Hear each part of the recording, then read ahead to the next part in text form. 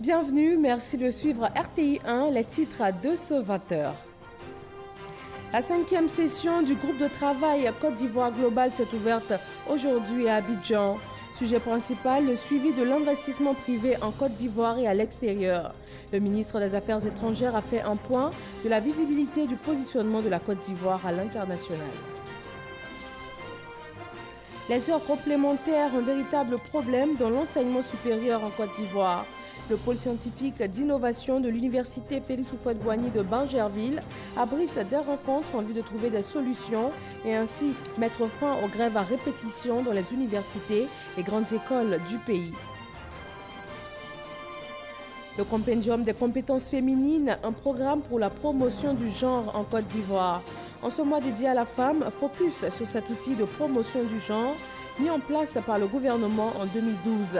7 ans après, où en est-il? Quels impacts et quelles avancées? En Algérie, la mobilisation se poursuit contre le prolongement du 4e mandat du président Abdelaziz Bouteflika. Aujourd'hui, le nouveau Premier ministre a déclaré que le gouvernement serait formé d'ici la semaine prochaine, avec en priorité la prise en compte des attentes des populations. Bonsoir à tous, c'est avec beaucoup de plaisir que nous vous retrouvons ce soir sur RTI 1. On démarre avec la 5e session du groupe de travail Côte d'Ivoire Global.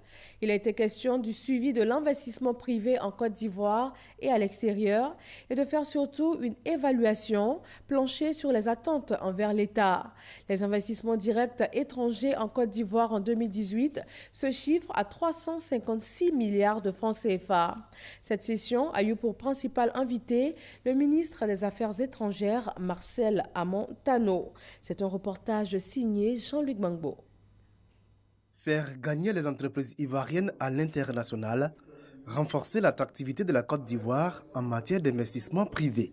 Telle est la mission que s'est assignée le groupe de travail Côte d'Ivoire Global. On a eu des résultats remarquables en termes d'attraction de l'investissement, mais aujourd'hui, l'investisseur a des choix. Il a des choix en Afrique, il a des choix dans le monde.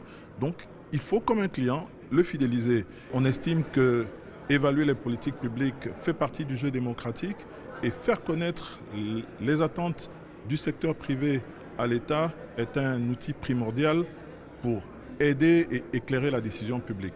Le ministre des Affaires étrangères, Marcel Amon-Tano, invité à cette session, a indiqué que la Côte d'Ivoire a entrepris plusieurs réformes pour permettre au secteur privé d'évoluer dans un climat des affaires paisible. Au-delà de la volonté politique, c'est un ensemble de stratégies à travers une coopération diplomatique accrue, tant bilatérale que multilatérale, que la Côte d'Ivoire s'est engagée à mettre en œuvre.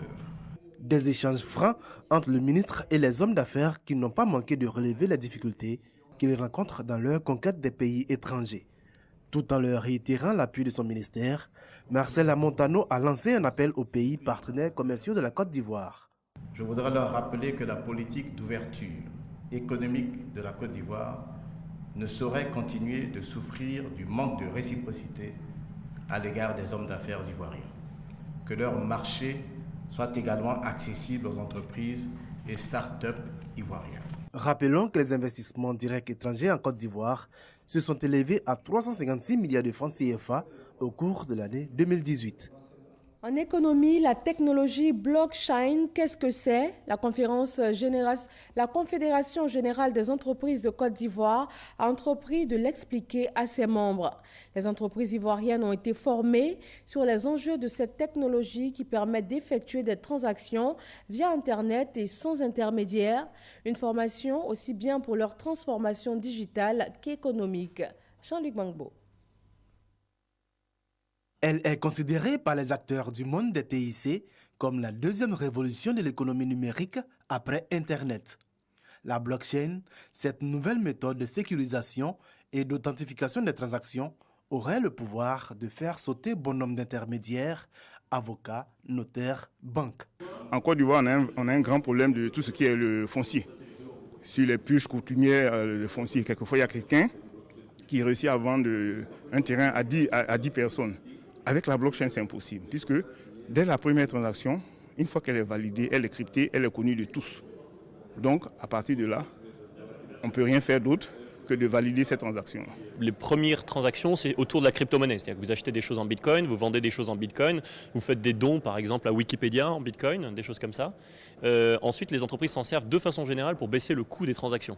C'est-à-dire que le fait que je puisse faire des transactions programmables et pour pas cher et assez rapide avec des partenaires, y compris à l'international, c'est effectivement extrêmement intéressant pour ces entreprises. Si elle est enseignée aujourd'hui aux chefs d'entreprise ivoiriennes, c'est bien parce que cette technologie offre d'immenses champs d'exploitation. Les différents secteurs de l'économie ivoirienne pourront s'approprier cette notion-là déjà et ensuite l'intégrer dans leur business plan, dans leur stratégie, pour que demain, la Côte d'Ivoire soit en avance sur ces technologies en Afrique et que les retombées puissent se faire ressentir pour notre économie. La première blockchain est apparue en 2008 avec la monnaie numérique Bitcoin, dont les utilisateurs réalisent aujourd'hui près de 300 000 transactions par jour. Une technologie qui peut donc participer au développement des entreprises ivoiriennes et africaines. Ce qui nous conduit à Casablanca au Maroc pour l'ouverture ce jeudi du Forum international du développement de l'Afrique. Un rendez-vous qui réunit 2000 politiques et opérateurs économiques pour essentiellement nouer des partenariats d'affaires. 50 opérateurs économiques ivoiriens y participent. Si la Côte d'Ivoire s'illustre bien sur le plan économique, c'est également le cas dans le domaine de la santé. Le ministre ivoirien de la Santé est en ce moment à Vienne pour une table ronde du Fonds mondial de lutte contre le sida. Akaouele y a participé. Il a partagé l'expérience positive de son pays en matière de lutte contre le sida. Retour en Côte d'Ivoire, précisément à Korogo, dans le Nord. Les acteurs de l'éducation nationale, élèves, étudiants et aussi jeunes déscolarisés se retrouvent pour les journées carrières du ministère de l'Éducation nationale. Du 14 au 16 mars, cette plateforme d'échange et d'information va leur permettre d'échanger avec une centaine d'entreprises afin de les guider pour un choix judicieux de métier et d'orientation professionnelle. Dans les universités et grandes écoles de Côte d'Ivoire, l'ambassadeur de France et le ministre de l'Enseignement supérieur et de la Recherche scientifique ont remis officiellement 10 000 guides pédagogiques et 150 000 plaquettes. Cela pour l'appropriation de la réforme LMD. Les principaux bénéficiaires de ce projet du contrat de développement et de désendettement sont les enseignants et les étudiants. Ce projet vise à faciliter la compréhension et la mise en pratique de la réforme. Le pôle scientifique d'innovation de l'université Félix Houphouët-Boigny de Bingerville a vu ce jeudi l'ouverture d'une rencontre sur les heures complémentaires et l'encadrement dans les établissements publics d'enseignement supérieur. Il est question de mettre fin aux grèves à répétition dans les universités et grandes écoles de Côte d'Ivoire. Astou Touré. Pour trouver une solution définitive à la question récurrente des heures supplémentaires et d'encadrement dans les universités, les acteurs se réunissent pour réfléchir. Il s'agit d'élaborer une nouvelle réglementation qui prend en compte les réalités des établissements publics d'enseignement supérieur. Il faut reconnaître que l'environnement des universités et grandes écoles a totalement changé, notamment avec la mise en œuvre du système LMD, qui requiert une reconfiguration des offres de formation, une élaboration de nouvelles maquettes pédagogiques conformément aux exigences nouvelles. Ensuite, en rapport avec la forte augmentation des effectifs d'étudiants et conséquemment l'insuffisance du nombre d'enseignants-chercheurs et de chercheurs. Une centaine de représentants de différentes couches de la société, repartis en commission, pencheront sur 3 points, à savoir la fixation des taux horaires, des heures complémentaires, la détermination des indemnités d'encadrement et faire des propositions sur les taux de décharge horaires liés aux responsabilités. Il fallait qu'on harmonise les textes. Les textes qu'on nous a distribués datent de 1976 et 1977. Il faut actualiser les choses. Certains responsables d'organisations syndicales pensent qu'il faille réorienter le débat. Si les maquettes sont déjà faites, dont nous ne sommes pas contents, il faut bien que nous revenions travailler sur les maquettes ici. Et après les maquettes, maintenant, les charges horaires, les décharges. Nos salaires sont extrêmement bas. Il faut les relever sensiblement. Ces résultats seront consignés dans un projet de décret dont les arrêtés d'application devront permettre l'instauration d'un environnement apaisé. Le médiateur de la République de Côte d'Ivoire est en tournée dans le pays afin de prendre contact avec les médiateurs délégués. Adama Toungara œuvre ainsi à rapprocher l'institution des populations. L'étape de Dimbokro avec Eugène Atoubé et Godefroy Okambawa. Renforcer la cohésion sociale partout en Côte d'Ivoire à travers le dialogue et le vivre ensemble. C'est la mission du médiateur de la République. Adama Toungara l'a rappelé aux populations de la région d'Unzi. En retour, les autorités préfectorales et chefs traditionnels s'engagent à le soutenir dans sa mission. La région d'Unzi, qui abrite une délégation régionale du médiateur de la République, à Dibonkro, veut compter sur l'institution dans le règlement des conflits.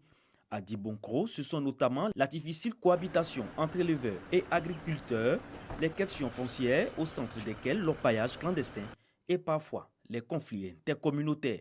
Le médiateur, c'est celui qui nous transmet les bonnes nouvelles. Tout ce qui a été décidé, c'est lui maintenant qui fait tout pour que tout soit coordonné par tout un chacun dans toutes les communautés. Si on l'écoute, c'est très bon. Si on met aussi en pratique tous ces conseils, c'est très bon. Ça peut nous avancer dans le pays. La rencontre de Dibonkro a permis également d'exposer les crises actuelles, notamment la grève dans le secteur de l'éducation et l'atmosphère politique. Adama Toungara s'est voulu rassurant face aux efforts consentis pour la reprise des cours et pour un climat politique apaisé.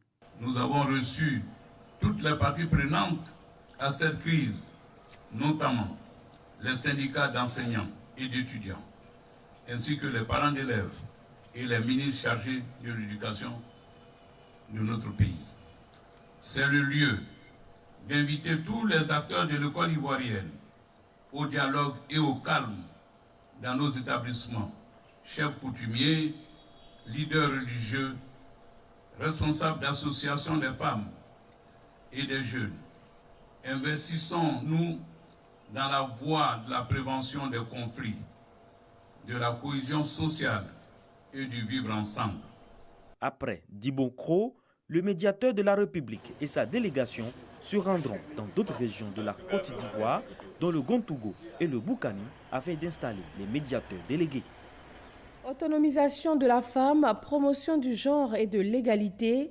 L'un des programmes phares mis en place en Côte d'Ivoire est bien le compendium des compétences féminines. Un outil mis en place par le gouvernement en 2012 afin de rendre visibles les compétences féminines et rehausser leur participation à la vie publique. Cette année, après le lancement du compendium, qu'en est-il aujourd'hui? Quels impacts et quelles avancées? Le dossier politique de ce 20h y est consacré en ce mois dédié à la femme. Il est signé Alexis Ouedraogo.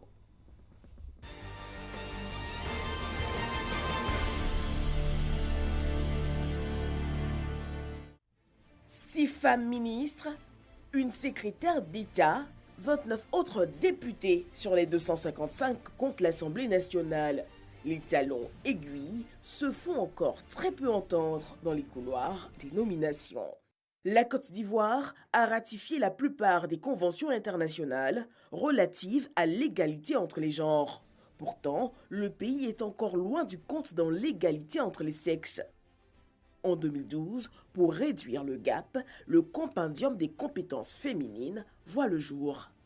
Le compendium est une initiative de son Excellence M. Alassane Ouattara, président de la République de Côte d'Ivoire. Quand il est venu, il avait envie de nommer les femmes et les hommes. Il avait envie de valoriser les compétences des femmes parce qu'il y croit. Alors il a demandé à sa conseillère spéciale d'alors, Mme Jeanne Peumont, de lui trouver les femmes pour qu'il puisse compter avec elle. Marie-Noël Ekponou est l'un des succès de l'initiative. Ménagère, mère de 4 enfants, elle a bénéficié en dépit de son niveau cours préparatoire de l'encadrement de la formation du compendium. Aujourd'hui, c'est elle, le député de la sous-préfecture de Thiès-Salé et de Morocro. J'ai un niveau CP2. Le compendium m'a apporté beaucoup de choses. J'avais des lacunes avant de parler devant l'Assemblée, devant plusieurs personnes.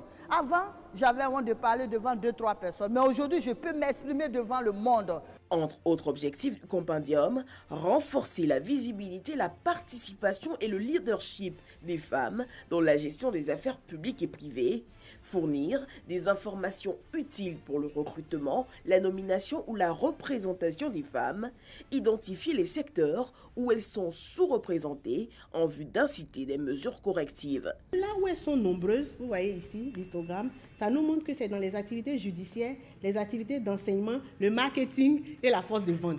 Donc le compendium, en un clin d'œil, nous permet de voir la situation de la femme en Côte d'Ivoire. Et ça nous permet de corriger. À ce jour, l'annuaire qui regroupe quelques 1300 compétences a ouvert la voie à des femmes. Et l'avant-projet de loi du gouvernement du 6 mars dernier vient renforcer cette victoire. En application de la Constitution de la Troisième République, ce projet de loi institue des mesures en faveur d'une meilleure représentation de la femme à l'Assemblée nationale et au Sénat, ainsi que dans les conseils régionaux, les conseils de district et les conseils municipaux.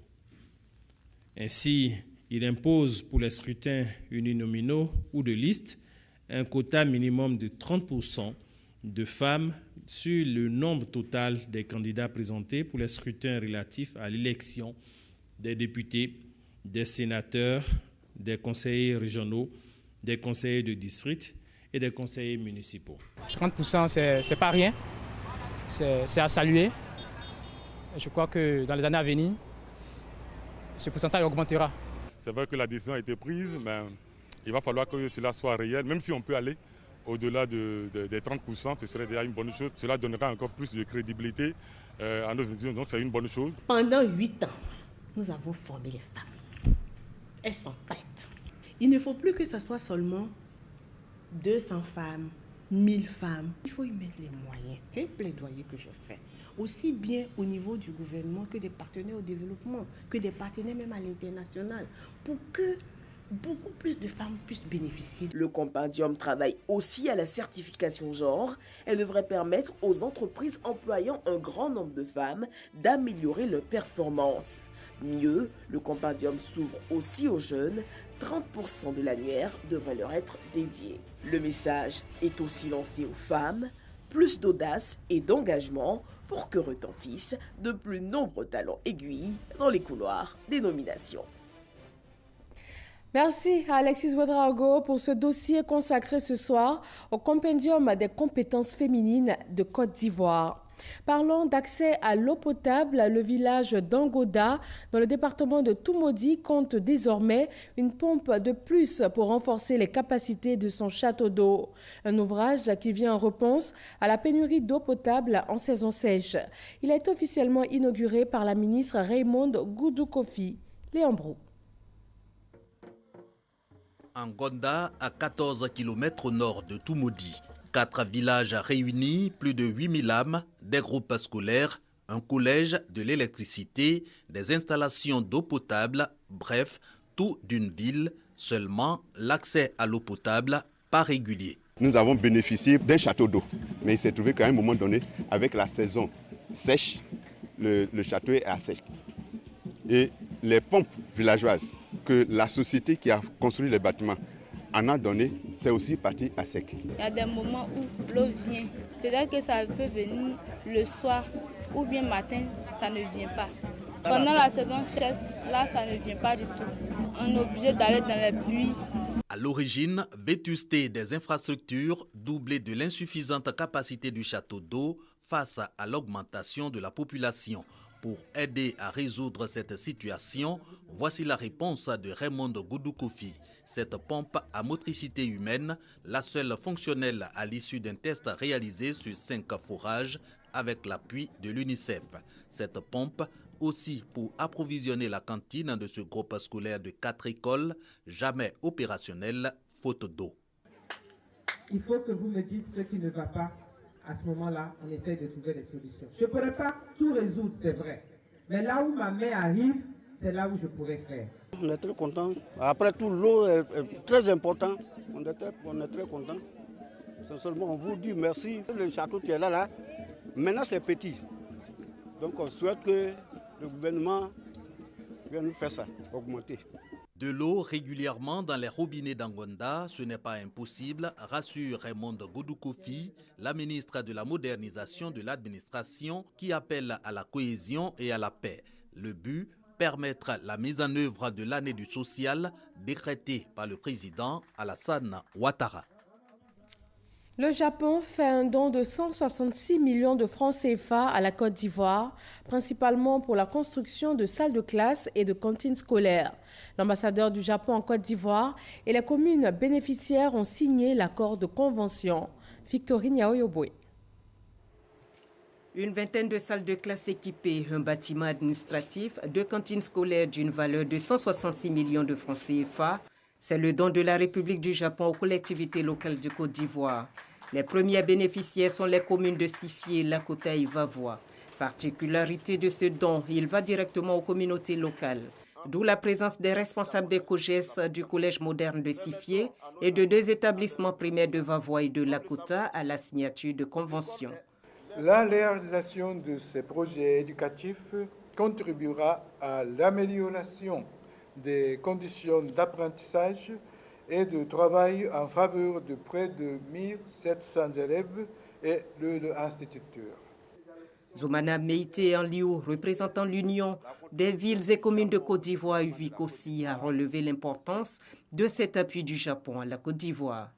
La contribution du Japon au développement de la Côte d'Ivoire se voit à travers plusieurs chantiers, tant avec les ministères techniques qu'avec les collectivités du pays profond. L'échangeur de l'amitié ivoiro-japonaise en construction à Makuri est une grande illustration de cet engagement au développement de notre pays. C'est donc au nom de l'ensemble des maires qui bénéficient de ces acquis et au nom du tout nouveau président de l'UVIC aussi, je voudrais vous exprimer nos vifs remerciements. Il s'agit d'aider la Côte d'Ivoire à doter les localités de l'intérieur du pays d'infrastructures socio-économiques de base, notamment dans les secteurs de l'éducation, de la santé, de l'autonomisation de la femme.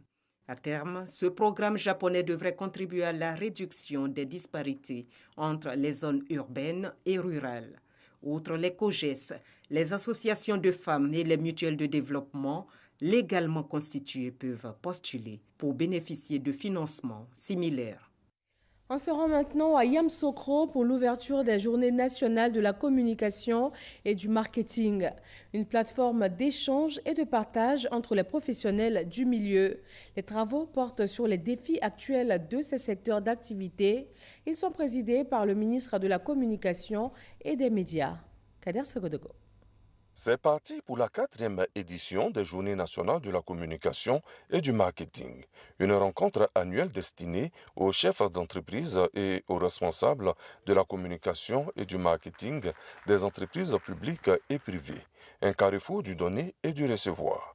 C'est une belle opportunité pour tous les professionnels de la communication et du marketing se retrouver, partager leur expérience, apporter un plus à ce qu'il a l'habitude de faire avec l'expérience qu'il a pu apprendre des autres. Développement de la stratégie de communication digitale des organisations, un thème bien d'actualité retenu pour la conférence inaugurale. C'est surtout un cours sur l'évolution de cette technologie, par le passage du web 1.0 au web 4.0. Et bien entendu, c'est un bassin riche en termes de communication sur le numérique. Et on espère justement, j'espère en fait en tout cas que j'ai pu répondre aux préoccupations des uns et des autres. Le ministre de la Communication et des Médias prend part aux travaux. Sidi Tiemoko Touré réitère la volonté du gouvernement de soutenir la digitalisation. Une préoccupation très vite prise en charge par le ministre en charge des nouvelles technologies. Nous sommes très heureux d'avoir participé à cette opportunité et nous avons vu des gens qui sont soucieux du devenir, de l'avenir de leur métier.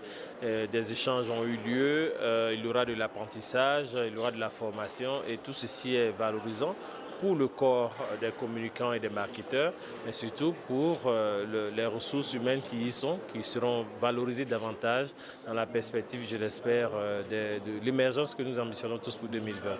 Les Journées nationales de la communication et du marketing sont un concept des Journées nationales métiers initié par le groupe RH-MAG. Cette initiative bénéficie du soutien de la radiodiffusion télévision ivoirienne RTI. Quel type de gestion pour les déchets ménagers et déchets solides? Le district autonome d'Abidjan fait appel à l'économie circulaire. Elle permet de donner une seconde vie aux déchets en les transformant en matières premières. Une convention a été signée avec l'Institut national d'économie circulaire de France. Grâce Kando. Selon le recensement général de la population, la Côte d'Ivoire compte 23 millions d'habitants, dont 6 millions à Abidjan, et chaque habitant produit 280 kg de déchets par an. L'économie circulaire se présente donc comme l'une des solutions pour la gestion des déchets. Elle consiste à transformer, recycler et valoriser les déchets en matières premières pour la conception de nouveaux produits. Pour promouvoir cet outil, le gouverneur du district d'Abidjan signe une convention avec l'Institut national d'économie circulaire de France. L'opération concernant l'économie circulaire en Abidjan va contribuer à asseoir avec nous une étude thématique très poussée qui va mettre en évidence les organes de cet institut que nous voulons créer en Abidjan et qui va permettre de capter aussi des financements auprès des institutions internationales et de manière à ce que nous alimentions nos projets, nos idées et que les ordures deviennent de l'or qui dure. C'est-à-dire les ordures doivent être maintenant une matière première pour insuffler un vent nouveau dans le mécanisme de l'emploi des jeunes et de l'emploi tout court. Pouvoir s'appuyer sur un pays comme la Côte d'Ivoire, une métropole aussi puissante qu'Abidjan dans cet espace continental qu'est l'Afrique, est un atout pour nous. Et nous allons apporter tout d'abord notre expertise. Nous avons 6 ans de recul, nos savoir-faire, nos réseaux aussi. L'économie circulaire limite la consommation et le gaspillage des matières premières, entre autres l'eau et les sources d'énergie. En sport, le ministre des Sports Paulin Danho s'est rendu dans les nouveaux locaux de l'Office ivoirien des sports scolaires et universitaires OASU. Le point de cette visite avec Abdourahmane Samassi et Samuel Medj.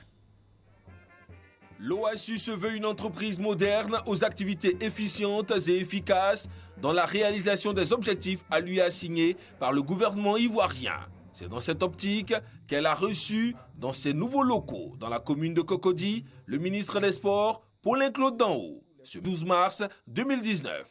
La présentation des nouveaux outils innovants, à savoir le système intégré de gestion du sport scolaire et universitaire SIGSU, l'intranet OASU et la remise d'équipements et de matériel aux délégations régionales ont meublé cette journée. Il faut que l'OASU soit au service de la nation, il faut que l'OASU soit au service de la construction d'un être nouveau qui puisse utiliser les valeurs du sport dans tous les pans de la vie. Une cérémonie qui réjouit le premier responsable du sport ivoirien. Le sport en milieu universitaire nous aide à consolider la formation de la jeunesse ivoirienne, à l'esprit d'équipe, à l'esprit d'excellence et de compétition.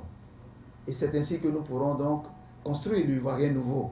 Depuis 2012, les actions menées par la direction générale de l'OASU, en synergie avec les structures en charge du sport des ministères du secteur éducation-formation, ont permis la nette amélioration des indices de la participation des établissements, des élèves et étudiants, ainsi que des partenaires publics et privés.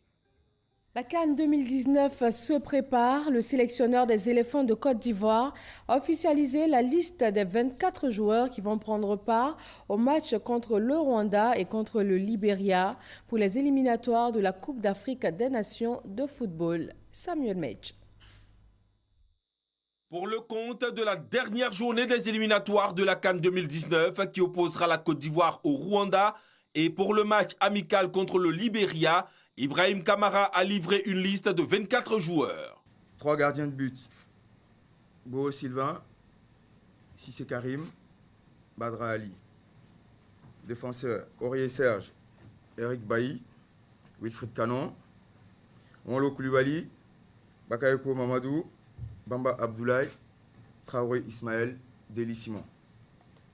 Milieu de terrain, Jean-Philippe Bamin, Diomandé Ismaël, Franck Kessier, Sérédier, Michael Seri, Angban Victorien. Les attaquants, Yakou Meïté, Max Alain Gradel, Nicolas Pépé,